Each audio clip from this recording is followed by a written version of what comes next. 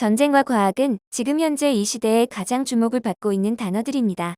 그리고 이는 최근 글로벌 이슈로 떠오른 러시아와 우크라이나의 전쟁 현장에서의 전투뿐만 아니라 국가 간의 정보전, 기술전 등 다양한 이슈들이 곳곳에서 쏟아지고 있는 상황입니다.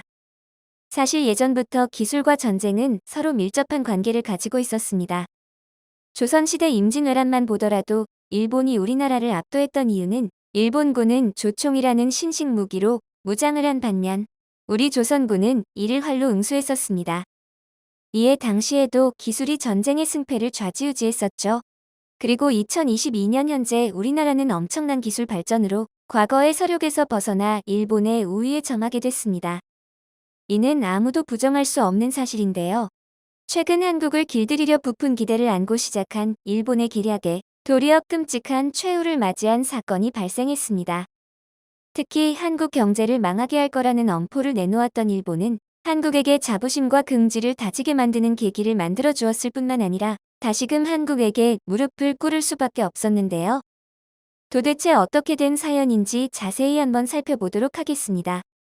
세계는 지금 산업기술 패권 다툼으로 뜨거우며 미래 시장을 선점하기 위해 전쟁을 벌이고 있습니다.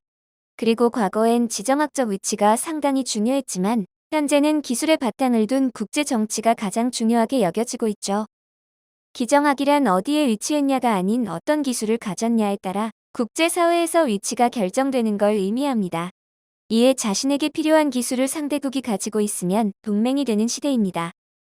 이는 현재 미국이 대만을 보호하고 있는 것만 보더라도 느낄 수 있는데요.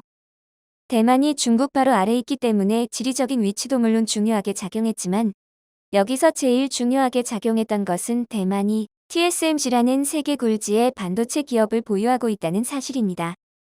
TSMC는 삼성과 비슷한 위치에 있으며 이 회사가 만약 문을 닫게 된다면 미국 첨단 산업에 막대한 영향을 끼칠 것으로 예상하고 있습니다. 미국 회사들을 모두 문 닫게 만들 만큼 중요한 위치에 있는 것이 분명하죠. 이처럼 대만의 지리적 위치도 중요하지만 그것보다 더 중요한 것은 그곳의 기술력입니다. 이에 미국은 위치가 아닌 기술을 보고 대만을 감싸는 것이죠. 그리고 이러한 기술의 영향력은 2021년 미국 바이든 대통령이 새롭게 취임했을 당시 지난 5월 한미 정상회담에서도 여실히 드러난 적이 있습니다. 이때는 바이든 대통령 취임 후 첫 정상회담인 만큼 배터리, 반도체 등 산업 분야에 대해 치열한 논의가 있었는데요. 이때 한미 관계가 어떻게 설정될까 엄청난 긴장감만이 감돌았습니다. 그리고 그 결과는 대성공이었습니다. 한미 정상회담 공동 기자회견 결과 발표 때 바이든 대통령은 기술적인 진보에 있어서도 한국과 미국이 같이 협력해서 새롭게 부상하는 과학기술을 함께 다듬어 나가며 공동의 목표를 향할 수 있다고 얘기했습니다. 라며 갑자기 한국의 기술회사 대표들을 자리에서 일어나길 청하였는데요. 백악관에서 받은 미 대통령의 박수는 매우 이례적이었으며 바이든은 마지막으로 우리와 당신의 미래에 대한 투자에 감사드립니다라며 미국과 한국이 동맹을 맺었음을 강조했습니다. 정말이지 여러 의미가 담긴 회담이지 않았나 생각이 듭니다. 그리고 도대체 우리 반도체 기술은 어디까지 올라와 있는 것일까 더욱 궁금해졌는데요. 사실 우리 한국은 메모리 분야에서는 세계 정상이라고 말을 해도 과언이 아닙니다. 실제 메모리 반도체 분야 점유율을 살펴보자면 무려 세계에서 71%를 차지하고 있으며 게다가 낸드 플래시 시장도 50% 이상 점유를 하고 있어 그야말로 독보적인 위치에 있다 평가되고 있습니다. 반면 미국은 전 세계 시장에서 12%를 차지하고 있어 미국의 수요를 충족하기 위해서는 우리나라 반도체 기술이 필수적으로 필요한 상황이죠. 이러니 우리 대한민국의 목에 힘을 안 줄래야 안 줄 수가 없는데요. 과거 미국의 도움을 받을 수밖에 없었던 한국의 모습을 생각하면 가히 감격스럽지 않을 수 없습니다. 하지만 지금은 미국과 어깨를 나란히 대등하게 맞대는 세상이 우리에게 열렸죠. 최근엔 치포 동맹도 한몫해 우리 대한민국의 자랑이 되고 있습니다. 치포란 한국, 대만, 일본, 미국이 맺은 반도체 동맹을 말하는데요. 이는 미국 산업에 반도체 공급이 문제가 생기면 큰일 나기 때문에 반도체 공급의 안정을 위해 만들어진 동맹입니다. 대륙을 뛰어넘어 기술로 맺어진 동맹이죠. 그리고 이 모든 것의 핵심은 기술이라고 볼 수 있으며 그 중에서도 메모리 반도체 분야에서는 우리 한국은 치포 중에서도 단연탑을 달리고 있습니다. 지금까지 이공계 인재 양성에 온 힘을 써왔던 만큼 우리 대한민국을 빛을 보고 있습니다. 사실 우리 대한민국은 원래 반도체 원료조차 나지 않던 나라였습니다. 아무것도 없는 불모지에서 모든 기술자들의 머리에서 나온 아이디어와 노력으로 이 모든 결과를 만들어냈죠. 그리고 이처럼 노력으로 얻은 기술 강국의 타이틀은 실로 놀라웠습니다. 기술을 보유한다는 건 정말 대단한 일이었으며 이쯤 되니 이제 미래엔 어떤 기술이 필요하게 될지 궁금해지는데요. 아무리 좋은 기술이 나와도 사용 결정은 인간이 하는 것이기에 기정학에서는 모든 의사결정은 인간이 한다라는 대전제가 필요합니다. 이렇기 때문에 인간이 필요한 것, 인간이 원하는 것을 개발해야 하죠. 최근에는 계속해서 새로운 질병들이 생겨나고 어느 날 우리가 모르는 질병이 생겼을 때 새로운 질병에 대비도 해야 하기에 여기에 관련된 의사 과학자의 수가 늘어가고 있습니다. 질병을 치료하는 일은 굉장히 숭고한 일이라고 보여지는데요. 이는 결국 나라를 치료하고 바꾸는 일일 수도 있기에 정말이지 우리 삶에 꼭 필요한 연구입니다. 그리고 최근엔 사람들에게 직접적으로 도움을 주기 위한 개발도 이뤄지고 있습니다. 심지어 사람의 의지를 뇌파로 읽어 로봇에게 전달하여 움직임을 돕는 기술로 재활 로봇의 개발이 활발하게 이루어지고 있는데요. 재활의학에선 뇌가 정말이지 중요한 일부분으로 지금도 재활 로봇은 움직임이 어려운 사람에게 큰 도움을 주고 있습니다. 결국 의사 과학자, 로봇 재활 공학 기정학은 서로 연관성이 상당해 보이죠. 한편 기정학은 앞서 말했듯이 국제 정치에서 꼭 필요한 기술적 우위를 말합니다. 최근 코로나 바이러스가 출몰한 때 한국의 기정학적 위치를 뼈저리게 느끼게 해주었는데요. 우리나라는 코로나19 백신 개발에 늦어진 케이스로 안타깝지만 외국 백신에 의존해야만 했었죠. 이에 미래에도 계속 발생할지 모르는 다양한 감염병들을 계속해서 손 놓고 바라만 볼 수 없었습니다.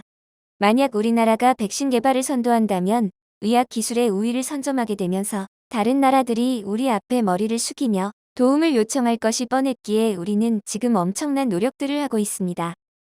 쉽게 말해 필요한 것을 미리 준비해 다른 나라들보다 우위에 점하려 노력하고 있습니다. 이러한 기정학의 중요성은 과거 일본과도 증명된 적이 있습니다. 3년 전 우리나라와 역사 갈등이 있던 일본은 갑자기 한국의 반도체 핵심 부품 판매 중단을 선언한 적이 있었는데요. 갑작스런 수출 규제에 우리는 멘붕을 겪어야만 했습니다. 2019년 일본의 강제노역에 대한 배상 판결로 인해 이를 계기로 더욱 더 악화된 한일 관계는 건널 수 없는 강을 건너고야 말았습니다. 이러고 나서 2019년 7월 일본은 한국에 대한 수출 규제를 단행했습니다. 실제 이때 일본 관방부 장관 니시무라 야스토시는 한국과의 신뢰관계가 수출 관리를 운용하는 것이 곤란해졌을 뿐 아니라 수출 관련해 부적절한 사안이 발생한 것도 보복이 아닌 안보의 문제라 경제 보복을 인정하지 않았는데요. 여기서 더 중요한 사실은 수출 규제 이후 다음 주 일본의 참의원 선거가 있었기에 어떻게 보면 한국과의 관계를 정치에 이용한 셈입니다.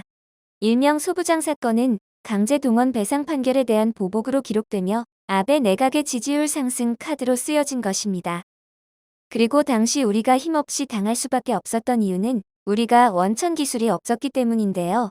당시만 하더라도 우리는 원천 기술을 만들려는 노력 없이 100% 일본 소재로 저가의 고품질인 일본 제품을 사용하고 있었습니다. 하지만 갑작스러운 일본의 수출 규제에 원천 기술 확보에 대한 중요성을 절실히 실감하는 계기가 되었습니다. 이에 당시 지혜로운 대처로 위기를 극복한 우리는 국내 기업들이 발빠르게 핵심 기술 개발을 시작해 정부 지원으로 약 2년 만에 소재, 부품, 장비 분야 국산화에 성공하게 됩니다. 이에 지금 당장은 쓸모가 없어도 연구는 계속해야 된다는 생각을 하게 됐었죠. 고맙게도 일본은 원천 기술을 갖는 것이 국가의 자산이라는 인식을 꾸준히 밀고 나가게 해주었습니다. 지금 이 시간에도 우리 대한민국은 실패를 무릅쓰고 연구 중인 세계적 학자들이 우리를 든든하게 받쳐주고 있습니다. 특히 기정학 중심의 국제질서 재편은 우리에게 위기이자 기회인데요. 갈수록 첨예한 대결을 벌이는 미국, 중국 모두 우리와 밀접한 국가라는 점이 위기 요인이며 우리나라의 기술 강국 DNA는 기회 요인이 되는 것입니다. 우리나라는 공격적인 연구개발 투자를 통해 최빈국에서 선진국으로 도약했고 지금은 세계 5위의 R&D 대국이 됐습니다. 그리고 전 세계를 둘러싼 과학기술 생태계가 급격한 변화와 마주하면서 무엇보다 과학기술에 대한 이해 없이 경제 발전 혹은 미래를 대비한다는 것은 불가능한 일이 되어 버린 지 오래입니다. 또한 전 세계 안팎으로 발생하고 있는 위기에 과학기술 중요성에 대한 공감대가 기하급수적으로 확산되고 있는 상황입니다. 이에 우리나라 역시 중요한 기로에 서 있는 것은 마찬가지인데요. 하지만 우리 한국은 기술력의 우수성을 이미 증명한 만큼 앞으로도 글로벌 공급망 구축에서 중요한 축의 역할을 할 수 있을 것이라 보여지는 바입니다. 영상을 끝까지 시청해주셔서 감사합니다. 구독과 좋아요는 영상 제작에 큰 힘이 됩니다.